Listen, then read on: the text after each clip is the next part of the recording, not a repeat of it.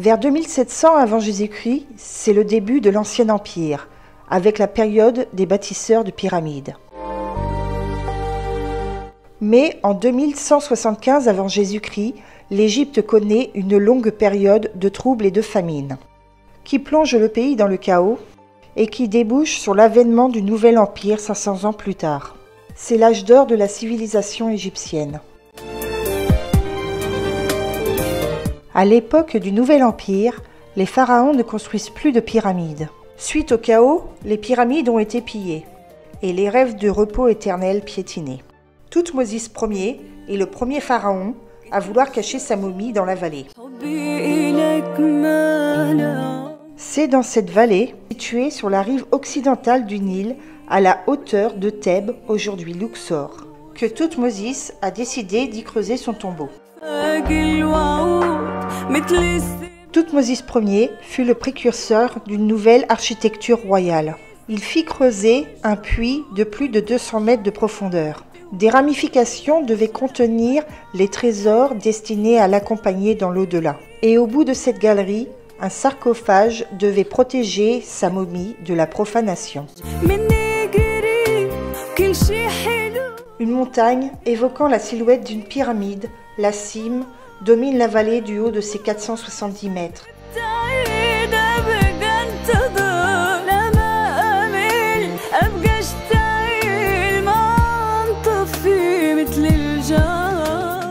Les anciens Égyptiens considéraient cette montagne comme le lieu de résidence de la déesse Merzéguer, protectrice de la nécropole thébaine, ainsi que des artisans qui ont construit les tombes de la vallée des rois.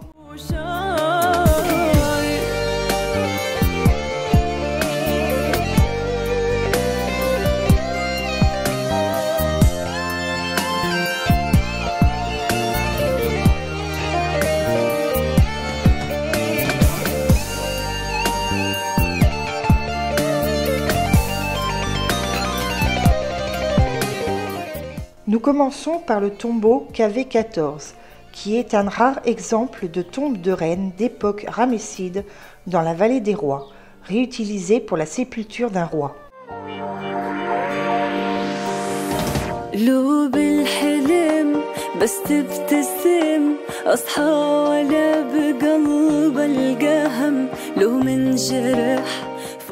Au centre de la fresque, le bas de la forme matinale de Ré est représenté sous la forme d'un grand oiseau à tête de bélier.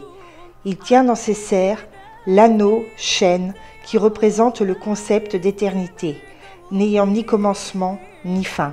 Il symbolise celui qui n'a pas de fin, l'univers, l'éternité. Le bas est un principe spirituel qui se rapproche de notre conception de l'âme. Il est représenté par un oiseau à tête humaine qui prend son envol à la mort du défunt.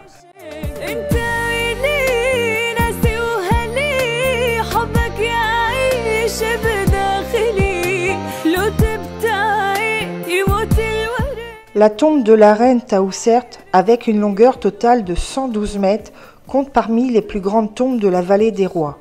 Après son accession au trône, en l'an 1189 avant Jésus-Christ, la reine Taoussert fit entièrement remodeler sa tombe pour en faire une véritable sépulture royale. Les parois des corridors et des pièces sont ornées des livres du monde inférieur, employés exclusivement à l'époque dans les tombes royales.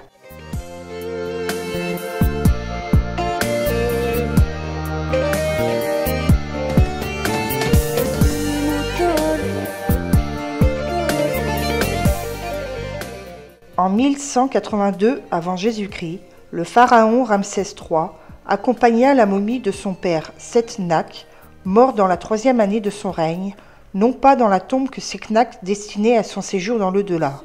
L'usurpation de la tombe ne demandant pas un grand effort, il suffisait de modifier l'image du pharaon qui avait les traits d'une femme et portait le nom de Taoussert. Le reste du décor pouvait rester tel quel.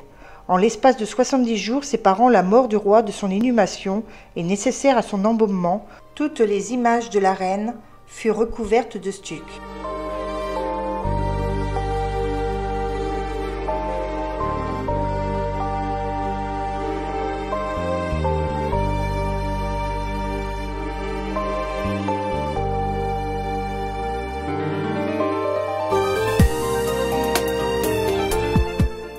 Aux endroits les plus nombreux où l'on ne put échanger les figures, l'image de la reine fut remplacée par de gigantesques cartouches du roi Setnak exécutées à l'encre noire.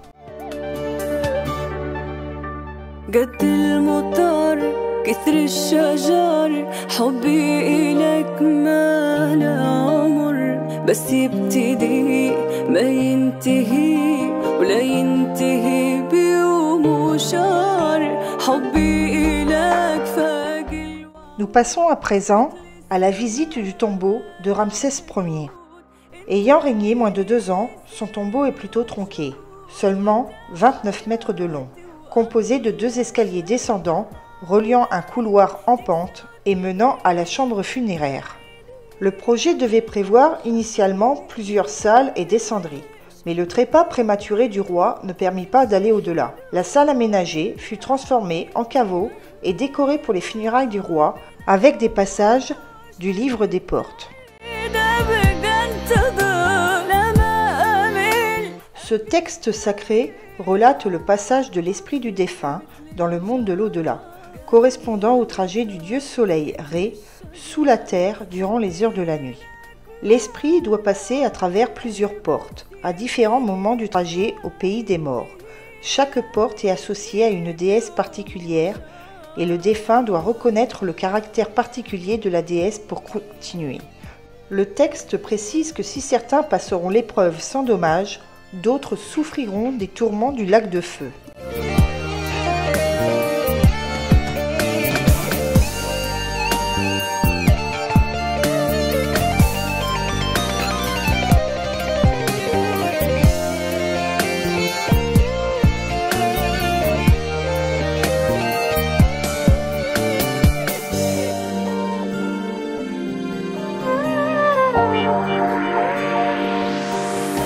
لو بالحلم بس تبتسم أصحى ولا بقلب القهم لو من جرح فوق الجرح والدب ملح ما حس ألم من نظرتك أنسى الهموم وياك أوصل للغيوم عني إذا تغيب انت يوم ما يستمر قلبي كل شي معك إحساس غير حتى الدمع ضحكة يصير من غير جنح معك أطير وانت إلي أجمل عيشك انت إلي ناسي وهلي حبك يعيش بداخلي لو تبتعي يموت الورد.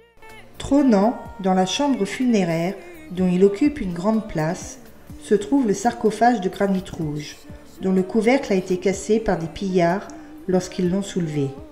Le sarcophage a été hâtivement terminé, comme en témoigne sa décoration. En effet, il est simplement peint en jaune, les textes et figures n'ayant pas eu le temps d'être incisés.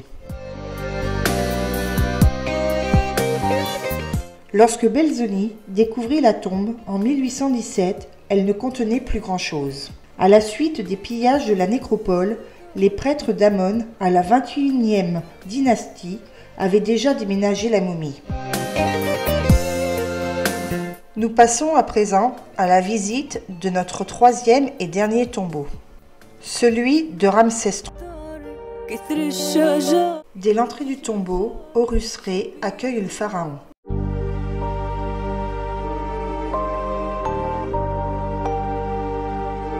Ce premier tronçon est décoré des génies et des mondes du monde inférieur et du texte des litanies de Ré.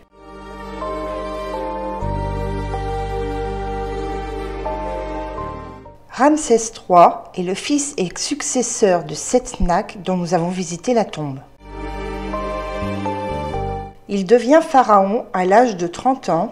Il gouverne de -1184 à -1154, soit à peu près une trentaine d'années. Ce qui laissa le temps au pharaon d'édifier un tombeau de plus de 188 mètres, l'un des plus grands de la vallée des rois. كثر الشجر حبي إلك ما لا عمر بس يبتدي ما ينتهي ولا ينتهي بيوم وشهر حبي إلك فاق الوعود مثل السماء ما لا حدود. Nous approchons du royaume des morts. Le corridor qui retenait l'âme du pharaon dans le monde des vivants se termine ici.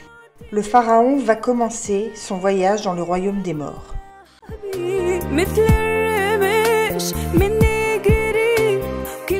Dans cette salle, le pharaon se présente et fait des offrandes aux dieux. Le roi se tient devant Osiris, le juge suprême du tribunal divin. C'est lui qui accorde ou non la vie éternelle. Ici, le pharaon fait face à Ptah, le dieu des artisans et le dieu créateur. Il tend vers lui un purificateur à encens appelé le bras d'Horus. Nous entrons dans la troisième section et accompagnons le pharaon dans le voyage sacré de l'au-delà. On y voit les créatures qu'il rencontre et les paysages qu'il traverse.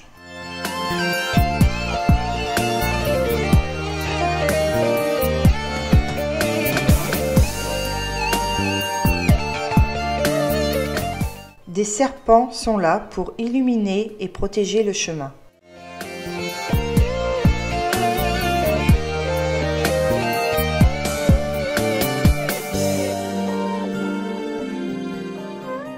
Les divinités qu'il y rencontre sont parfois des alliés, parfois des ennemis.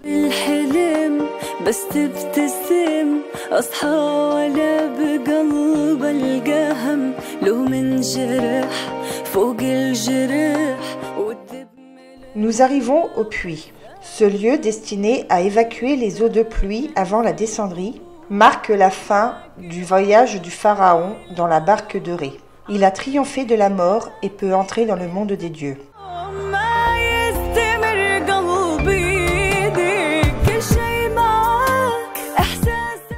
Nous entrons dans la salle des piliers, qui, dans l'Antiquité, était fermée par une porte en bois.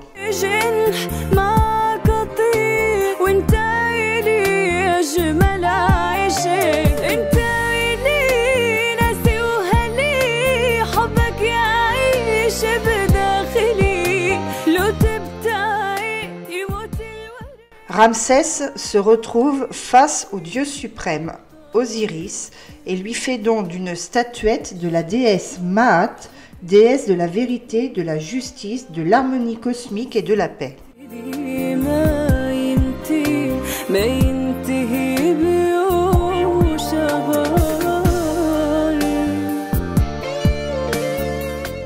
La visite de la tombe s'arrête là. La partie inférieure est presque entièrement détruite et interdite au public.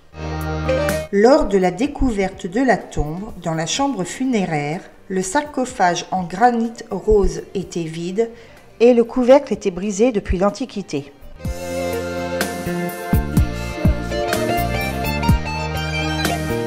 La momie de Ramsès III a été retrouvée 70 ans plus tard dans la cachette royale de Deir al-Bahari. Dans l'Égypte antique, la conservation du corps était un symbole très important. À la fin de son voyage dans l'au-delà, le défunt devait pouvoir réintégrer son corps. C'est suite au pillage et à la destruction des momies que les prêtres ont décidé de déplacer et de cacher les momies.